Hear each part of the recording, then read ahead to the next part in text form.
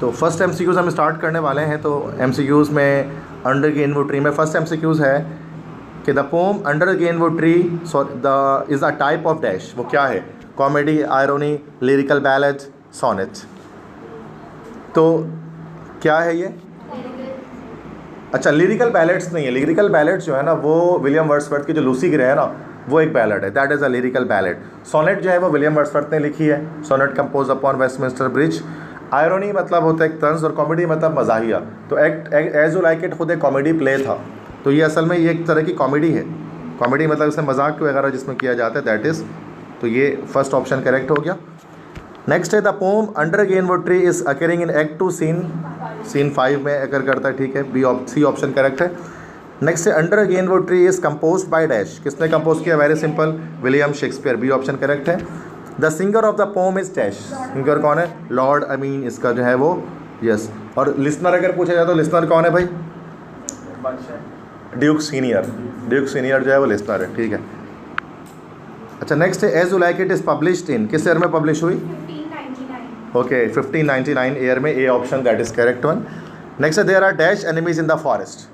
कितने एनिमीज थे? 2 एनिमीज हैं, विंटर एंड ऑफ वेदर, सर्दी और ख़राब मौसम। नेक्स्ट है Duke was robbed of his dominion by his wicked brother named, उसके भाई का नाम था फ्रेडरिक, यस, ठीक है, डी ऑप्शन। 8th है William Shakespeare was born at dash, Stratford on Avon, इसमें पैदा हुए थे, इंग्लैंड के अंदर ही। 9th है William Shakespeare was the discovery of dash age, किस दौर के थे विलियम शेक्सपियर? ये थे, अच्छा, यहाँ पर जो है वो आई थिंक विक्टोरियन है, मॉडर्न लिटरेचर है, रेस्टोरेशन है, रिनेसेंस है। तो ये तो किसी भी एज के नहीं थे इसमें से, इसका आंसर होगा एलिजाबेथन।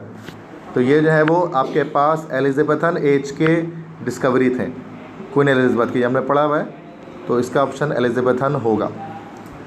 नेक्स्ट है William Shakespeare died in 1616, okay, इसमें डाई हुई थी। तो ये आपके पास जो है ना बायोग्राफी होती है डिफरेंट पोइट्स की, आखिरी में पोम बुक है ना, तो वहाँ पर आपको उनकी year of birth, year of death, yes बिल्कुल, तो उससे आपको देख लेना, ईयर ऑफ बर्थ और डेथ आपको देख लेना है डिफरेंट पोइट्स के, यस। नेक्स्ट उसके बाद अच्छा, कैरेक्टर ऑफ हैप्पी लाइफ है आपके रेडियो सिलेबस में, यस है। तो फर्स्ट है the poem the character of happy life is compose by, B है Sir Henry Wotton. Sir Henry Wotton was born in 1568 में ये पैदा हुए, बी ऑप्शन करेक्ट है। Sir Henry Wotton was a dash, religious थे तभी उन्होंने रिलीजियस फॉर्म लिखी, बी ऑप्शन करेक्ट है।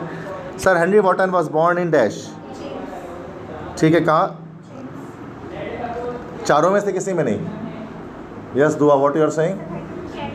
कैंट में पैदा हुए थे, बी ऑप्शन, ठीक है, ये बायोग्राफी में आपको मिल जाएगा। नेक्स्ट है dash king gave him regular pension. James king जो है वो उसको रेगुलर पेंशन दिया करते थे हेनरी वॉटन को, ये भी बायोग्राफी में आपको मिलेगा पोइट्स की, ये ऑप्शन करेक्ट है। नेक्स्ट है how happy is he born और टाउट, ये फर्स्ट लाइन है आपकी कैरेक्टर ऑफ हैप्पी लाइफ की, B option. And simple truth his utmost skill, ये भी लाइन है जो है वो कैरेक्टर ऑफ हैप्पी लाइफ से ली गई। Whose passions not his masters are, ये भी लाइन है। ऑफ पब्लिक फेथ और प्राइवेट ब्रेथ, ये भी लाइन है। अच्छा, I think yes private breath, ये ऑप्शन आपका ए है। Who dash none that chance death doth raise, who envies none, तो ये ए ऑप्शन करेक्ट हो गया। नेक्स्ट है 11th है how deepest wounds are given by trace, B option correct है। Whose dash is is strong retreat, whose conscience is is strong retreat, conscience मतलब ज़मीर, ये सब लाइन्स हैं पोम की ना, तो आप पोम देखेंगे तो उसमें मिल जाएंगे।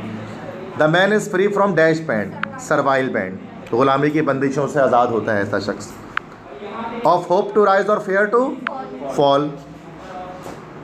15th है with a release dash book और फ्रेंड, तो ये हो जाएगा रिलीजियस बुक और फ्रेंड। नेक्स्ट है the man is free from dash band, दोबारा आ गया ये servile band. Of hope to rise और फेयर टू फॉल, ये दोबारा आ गया, ठीक है, 17th MCQs। तो आई थिंक ये सारे हो गए। अब इसके बाद नेक्स्ट MCQs की तरफ हम आते हैं। एबट ऑफ कैंटरबरी है? नहीं है, ठीक है, तो उसको हटा देते हैं, रेडियो सिलेबस में नहीं है ये हमारे पास। डिजर्टेड वैलेज, ये भी नहीं है, इसको भी हटा देते हैं। लूसी ग्रे है, यस लूसी ग्रे पे आते हैं। Lucy Gray was compose by dash, William Wordsworth, C option.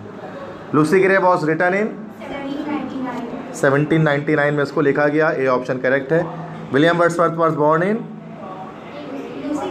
Sorry, Lucy Gray was published in, publish किस ईयर में हुआ?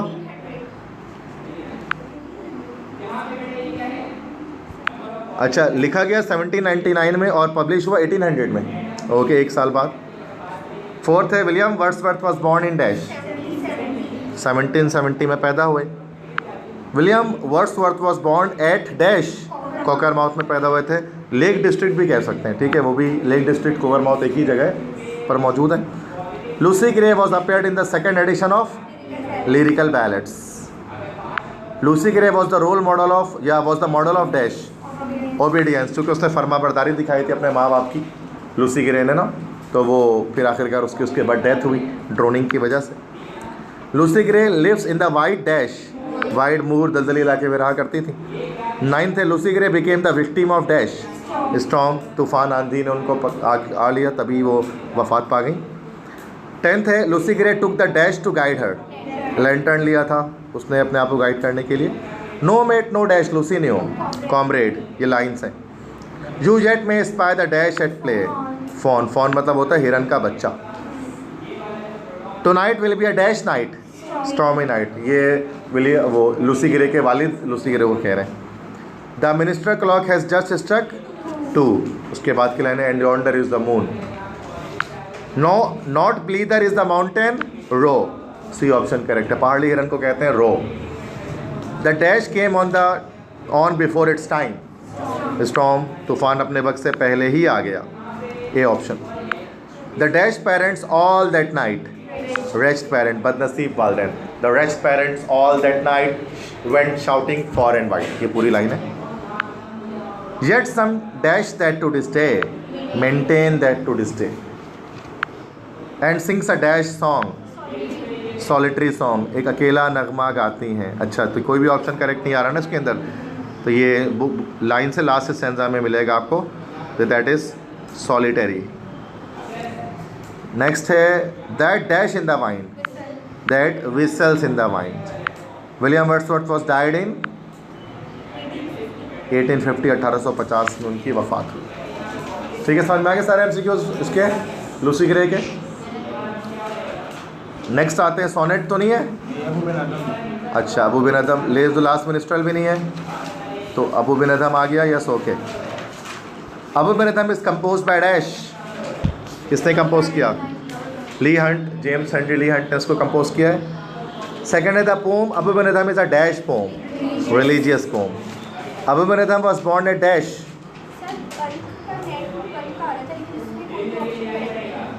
नेट में क्या आ रहा था स्पेलिंग? PALBALKH, yes, Balkh.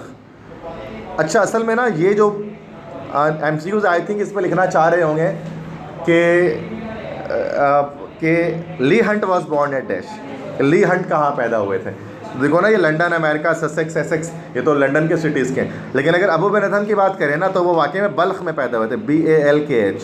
वो मैंने आपको स्टोरी सुनाई थी ना, ईरान का, मतलब बल्ख के मकाम पर बल्ख के बादशाह गुजरेंगे, उनकी स्टोरी जो मैंने आपको अबू बिन अदम को सुनाई थी, तो वो बल्ख है। अगर हम इसको अबू बिन अदम कहेंगे तो चारों ऑप्शन गलत हो जाएंगे, तो वो बल्ख में पैदा हुए थे, BALKH, you are saying right. Abou Ben Adhem was the son of dash, किसके? वो एक बेटे थे, तो वो बेटे थे क्लर्जी मैन के, क्लर्जी मैन, सी ऑप्शन, एक आलिम दीन कह लें आप उसको। Abou Ben Adhem saw dash in his room, an angel, spelling गलत लिखी हुई है, ANGEL होगा, एंगल ये तो 90 डिग्री वाला एंगल है। Abou Ben Adhem was the editor of, नहीं, फिर अबू बिन अदम नहीं होगा यहाँ पर, there should be Leigh Hunt. Leigh Hunt किसके एडिटर थे, किस अखबार के? Dawn, Times, News, Examiner. तो एग्जामिनर के होंगे, जो कि डॉन, टाइम्स और न्यूज़ तो अभी के अखबार आते हैं। ये आपको बायोग्राफी में मिलेगा,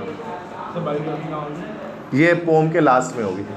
बाकी है कि Abou Ben Adhem criticised on dash in his weekly newspaper, तो फिर से वही बात है, अबू बिन अदम ने तो क्रिटिसाइज़ नहीं किया था, ये होना चाहिए था कि Leigh Hunt criticise dash on his weekly newspaper. ठीक है, तो अगर आप इसको दिखाएं तो एंड में जब आप जाएंगे ना, तो एंड में आपको इसमें चीज़ें मिलेंगी। अगर आप बुक ओपन कर लें तो बुक के अंदर जो है वो